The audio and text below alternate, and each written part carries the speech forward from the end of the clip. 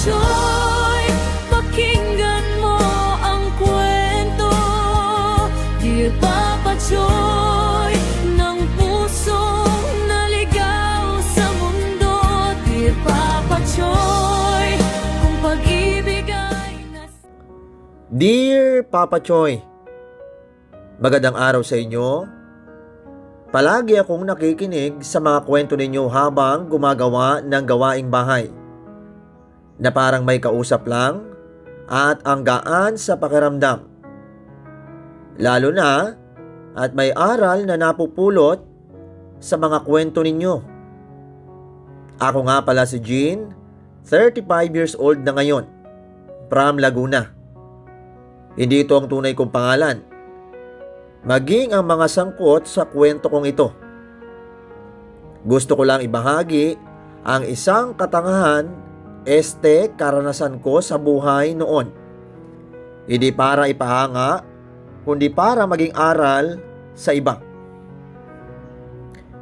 Kakauwi lang namin noon galing airport. Pagod pero masaya. Pagdating sa bahay ay parang mini reunion agad. Binuksan ko yung maleta. Sabay abot ng pasalubong sa mga bata.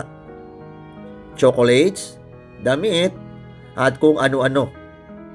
Ang saya nilang dalawa at parang doon ko naramdaman na worth it lahat ng pagod ko sa abroad. Habang nag-ayos kami, ay napunta yung usapan sa pasukan. Next month na ang klase, sabi ni Mama. Napatingin ako sa mga bata at bigla kong naalala na ang dami pa pala naming kailangang asikasuhin. Oo nga Ma, bukas punta tayo sa bayan. Bibili tayo ng gamit nila. Yung bag, uniform at sapatos, lahat ng kailangan nila. Sagot ko naman. Doon na binanggit ni Mama si Chris. May kakilala ko sa kabilang bayan, si Chris. Nagta-tricycle yon. Pwede mong gawing service ng mga bata, sabi niya habang nag-aayos ng mga dala ko. Medyo napaangat ang kilay ko. Ma, hindi ko naman kilala yun. Paano ko naman siya kukunin? Hay, matagal ko nang kilala yon. Mabait at maayos kausap. Tsaka mahirap na. Malayo na tayo sa bayan. Kaya kailangan natin ng service. Hindi gaya dati na walking distance lang sa school. Paliwanag ni Mama. Totoo naman ang sinabi ni Mama, Papa Choy. Lumipat kasi kami ng apartment para makaiwas sa mga tsismosa sa dati naming lugar. Gusto ko ng tahimik na buhay. Lalo na para sa mga anak ko. Single mom kasi ako, Papa Choy. At nakipagsapalaran ako abroad para mabigay lahat ng needs ng dalawa kong anak. Idagdag pa ang pagiging breadwinner ko. Makikilala mo rin yon. Bukas pagpunta natin sa bayan, siya na rin ang magsiservice sa inyo para makita mo. Dagdag pa ni Mama. Napaisip ako. Ayoko sana. Pero makulit talaga ang nanay ko. Sige Ma, tignan natin bukas. Sabi ko na lang. Hindi ko alam na yung simpleng desisyon na yon ay doon pala magsisimula ang isang bagay na babago sa lahat. Kinabukasan, maaga kaming umalis ni Mama papuntang bayan. Kasama ko yung dalawang anak ko at excited pa silang mamimili na gamit nila ng school. Habang naglalakad kami papunta sa sakayan, ay may nakaparadang tricycle sa tapat ng tindahan. Doon ko unang nakita si Chris. Siya na yun si Chris, yung sinasabi ko sa iyo. Bulong ni Mama. Napatingin ulit ako. Simple lang naman ang itsura niya, Papa Choy. Medyo moreno, matangkad at maayos manamit. Kahit halatang galing pasada. Nakasandal siya sa tricycle niya, tapos nung napansin niyang papalapit kami, ay bigla siyang tumayo ng diretsyo. "Chris, ito yung anak ko na sinasabi ko sa'yo," sabi ni Mama habang nakangiti. "Ah, ikaw pala si Jean. Good morning ah," sabi niya, sabay ngiti ng konti. Ngumiti rin ako na medyo alangan pa. Good morning din," bati ko naman. Habang nag-uusap sila ni Mama tungkol sa pag-service niya sa mga bata, ay napapansin ko na parang iba yung tingin niya sa akin. Hindi ko ma-explain. Pero may something. Yung tipong kapag nahuhuli kong nakatingin siya, ay bigla siyang iiwas. Tapos maya-maya ay babalik ulit. Medyo nailang ako. Pero hindi ko na lang pinansin. Baka ganun lang talaga siya. Tiwala ako dyan kay Chris. Ayos yan siya makisama, sabi pa ni Mama.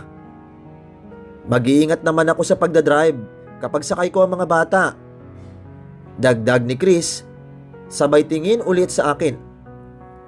Gumiti siya ng konti na parang may gusto pang sabihin pero pinigilan. Tumango na lang ako. Sige, tignan natin. Sumakay kami sa tricycle niya papunta sa bayan. Habang bumabiyahe, ay tahimik lang ako, pero ramdam ko pa rin na paminsan-minsan ay sumisilip siya sa salamin para tignan ako. Hindi ko alam kung na-overthink lang ako, pero iba talaga. Pagdating namin sa bayan, ay nag-thank you ako sa kanya.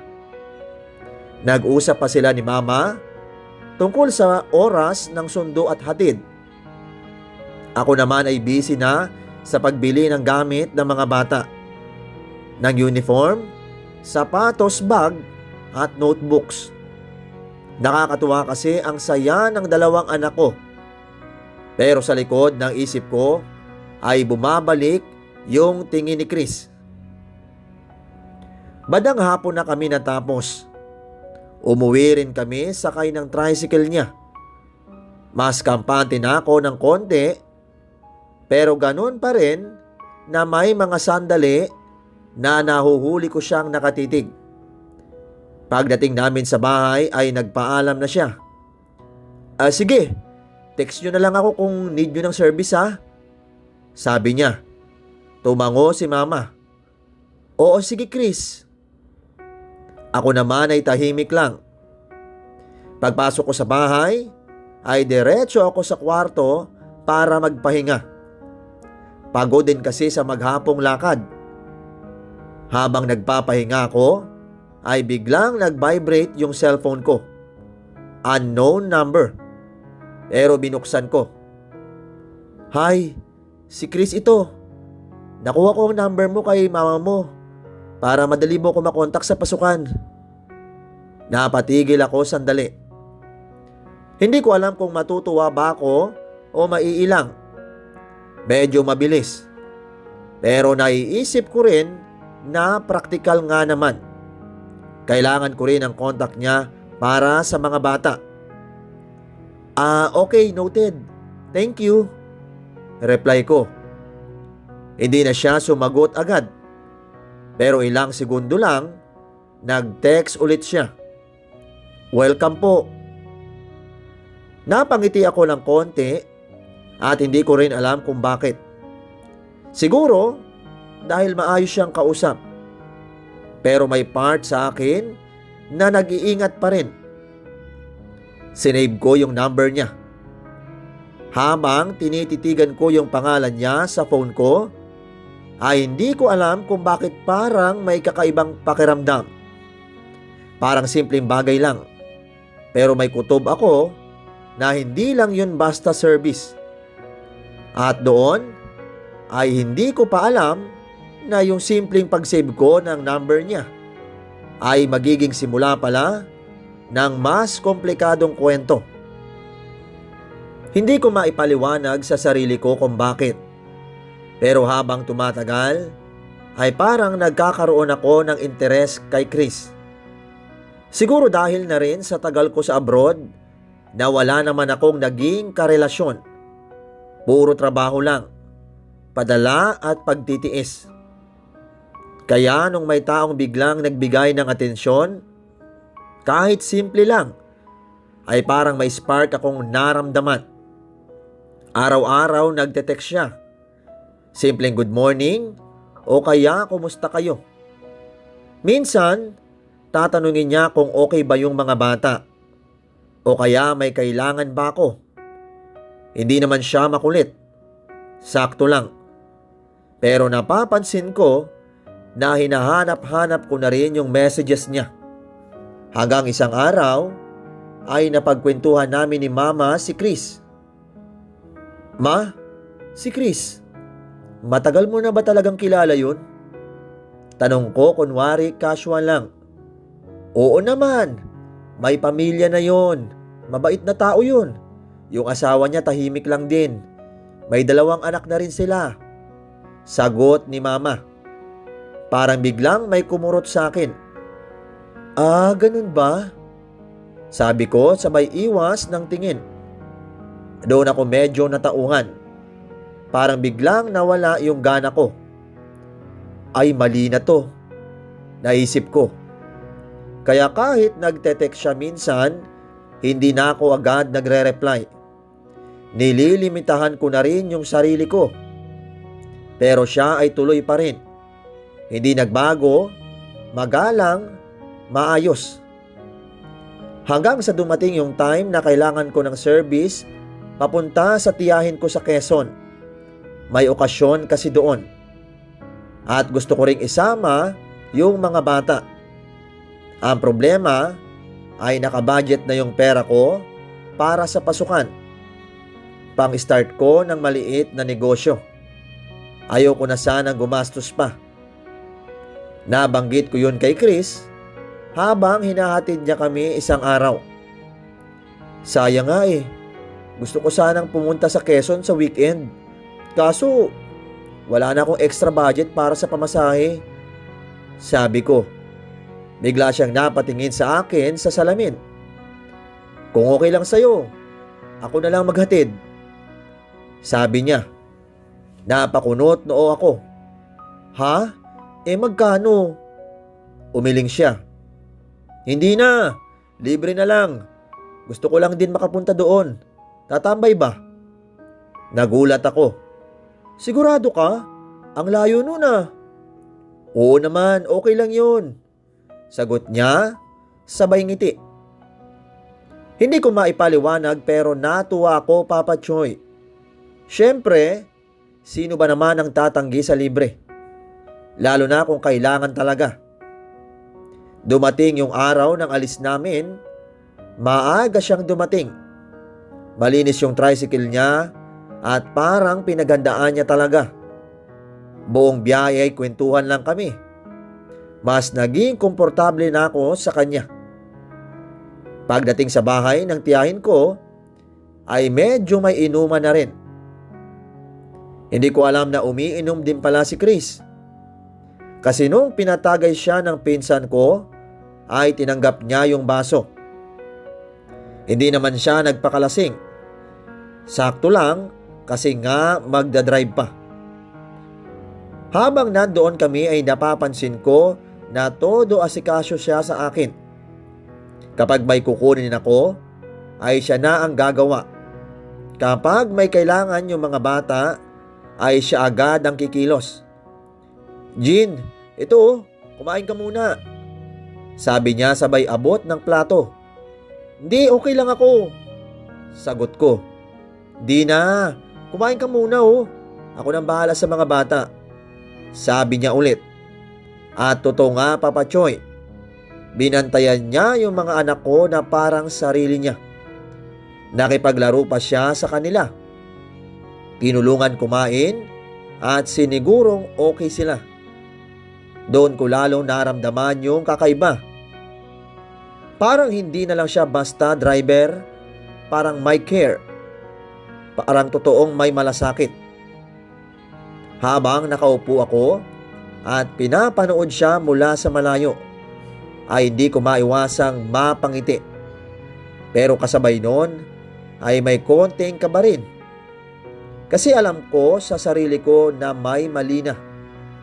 Pero sa kabila nun ay hindi ko maikakaila na doon pa lang ay daramdaman ko na iba na yung tingin ko kay Chris. Hindi na lang basta pasasalamat. May halo ng damdamin na hindi ko na kayang kontrolin. Simula noon ay halos araw-araw na kaming magka-text ni Chris. Minsan simpleng kumustahan lang. Minsan naman mahahaba na usapan. Kapag naiinip ako sa bahay, siya mismo ang mag-aaya na lumabas. Labas tayo. Ikot lang tayo saglit. Message niya. Sa una ay nagdadalawang isip ako, Papa Choy. Pero kalaunan ay nasanay na rin. Sumama ako, minsan gabi, minsan hapon lang. Tahimik lang kaming umiikot at nagkukwentuhan tungkol sa buhay.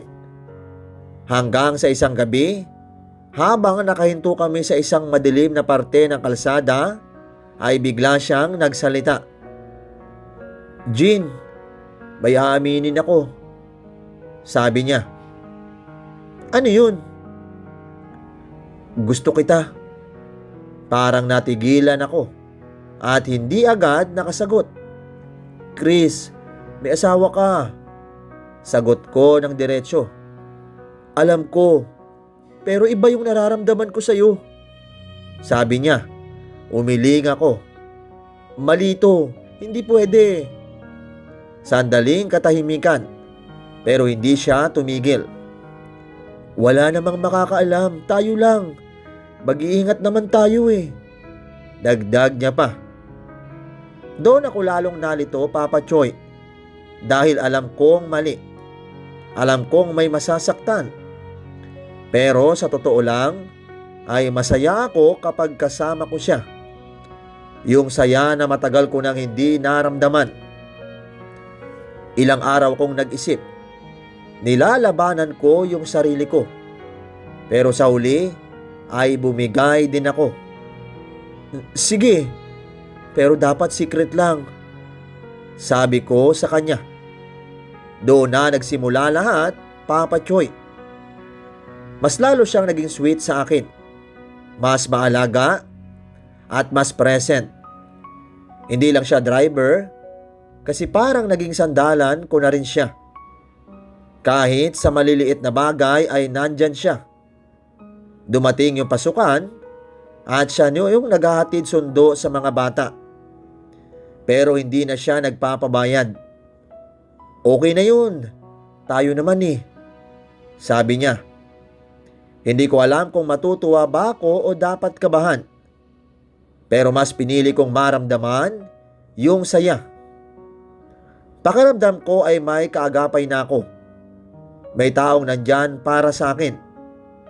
Hanggang sa dumating yung birthday ko. Hindi ko na nga halos pinaplano yun. Simpleng araw lang sana. Pero si Chris ay may sorpresa pala. Punta ka ron sa likod ng tricycle. Sabi niya. Nagtaka naman ako.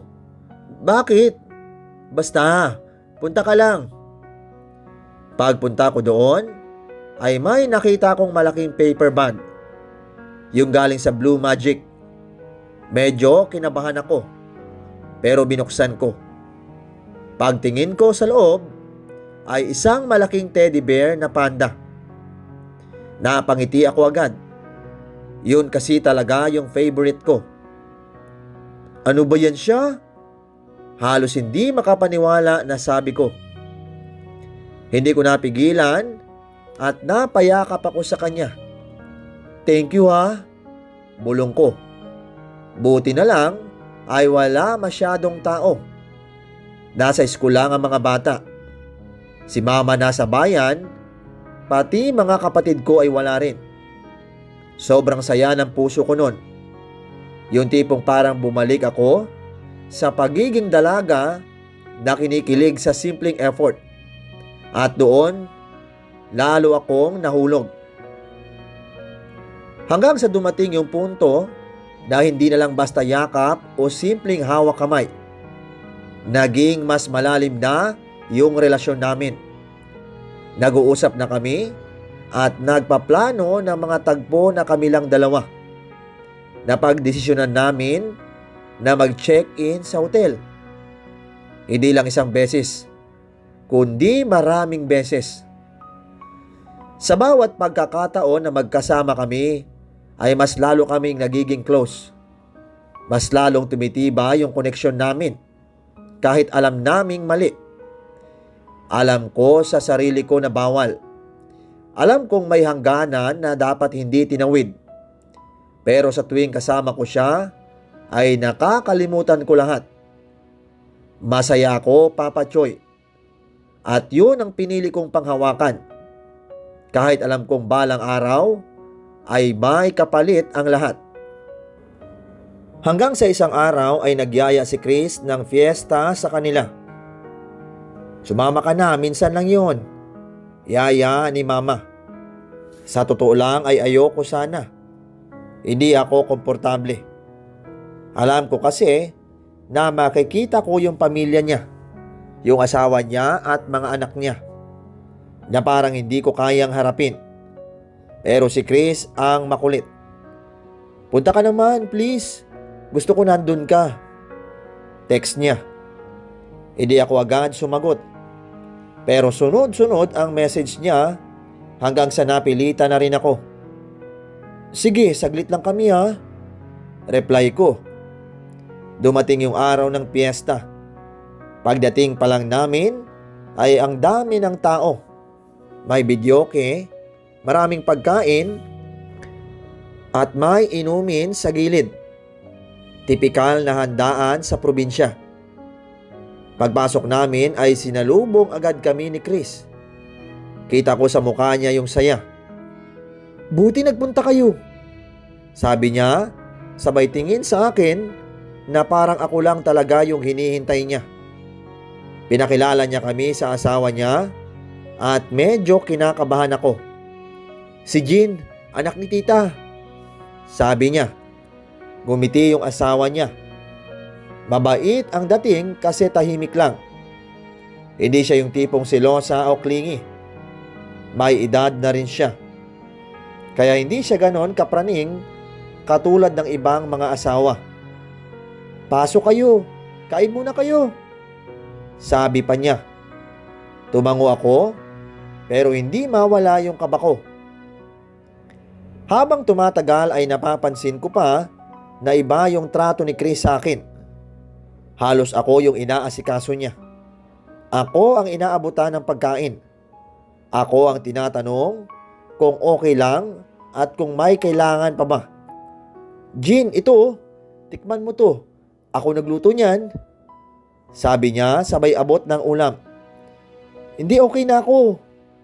Medyo naiilang na sagot ko. Pero siya ay tuloy pa rin hanggang sa napansin na kami ni Mama. Parang espesyal ka yata kay Chris ah. Bulong niya sa akin. Napangiti lang ako, pero sa loob ko ay kinakabahan na ako. Nagpatuloy ang inuman. Mas naging maingay ang paligid. Ako naman ay nakaupo lang sa gilid. Nakikisabay sa kwentuhan, pero hindi masyadong umiinom. Hanggang sa naramdaman ko na kailangan kong magbanyo. Ma, CR lang ako ha. Sabi ko. Sige, doon sa loob ng banyo nila. Sagot niya. Sakong narinig ni Chris. Halika, samahan kita. Sumunod ako. Pumasok kami sa loob ng bahay. Medyo tahimik doon kumpara sa labas. Naririnig pa rin yung ingay pero mas subdued na. Habang naglalakad kami, ay napansin ko na busy yung asawa niya sa kusina at hindi siya nakatingin sa amin. Tinuro ni Chris yung banyo. Dito yung banyo namin. Sabi niya. Sige, thank you. Sagot ko. Pero bago pa ako makapasok, ay bigla niya akong hinawakan. Nagulat ako. Chris, hindi ko pa natatapos yung sasabihin ko, ay bigla niya akong hinalikan. Napapikit ako sa gulat, Papa Choy. Hindi ko inaasahan yon, lalo na sa loob ng bahay nila, sa mismong lugar kung nasaan ang pamilya niya. Matagal yung halik, parang walang pakialam sa paligid. Hindi ko alam kung ilang segundo yon, pero pakiramdam ko ang tagal. Hanggang sa may naramdaman akong kakaiba na parang may nakatingin. Unti-unti akong dumilat. Lumayo ako kay Chris. At doon ko siya nakita. Yung bunsong anak niya. Maliit pa. Siguro mga 3 taong gulang lang. Nakatayo sa may pinto. Tahimik lang at nakatingin sa amin. Parang huminto yung mundo ko. Bigla akong napahiya. Kahit alam kong bata pa yon at wala pang muwang, ay iba pa rin yung pakiramdam. Parang nahuli kami. Kahit hindi niya naman maiintindihan. Chris, bahin akong sabi at nanginginig pa. Hindi na ako tumuloy sa banyo at dire-diretso akong lumabas. Pagbalik ko sa labas, ay hinanap ko agad si Mama. Ma, uwi na tayo. Sabi ko. Bakit? Hindi pa tayo nagtatagal Sagot niya. May gagawin pa ako sa bahay Dahilan ko. Hindi na kami nagpaalam ng maayos. Basta umalis na lang kami. Habang nasa biyahe pa uwi, ay tahimik lang ako. Hindi ko kayang magsalita sa mga oras na yon, Papa Joy. Paulit-ulit sa isip ko yung nakita ko, yung bata at yung tingin niya. Pagdating sa bahay, saka ko lang chinek yung phone ko at ang daming message ni Chris. Bakit umalis kayo? Okay ka lang? Mag-usap tayo. Hindi na ako nag-reply. Doon ako tuluyang natauhan na hindi lang talaga kami dalawa ang involved. May pamilya siya. May mga anak siya. At yung isang batang yon ay nakita kami. Doon ko na-realize na tama na. Kahit gaano ko kasaya, kahit gaano ko siya gusto, ay mali pa rin. Tumawag siya at paulit-ulit. At hindi ko na sinagot. Hanggang sa napagod ako.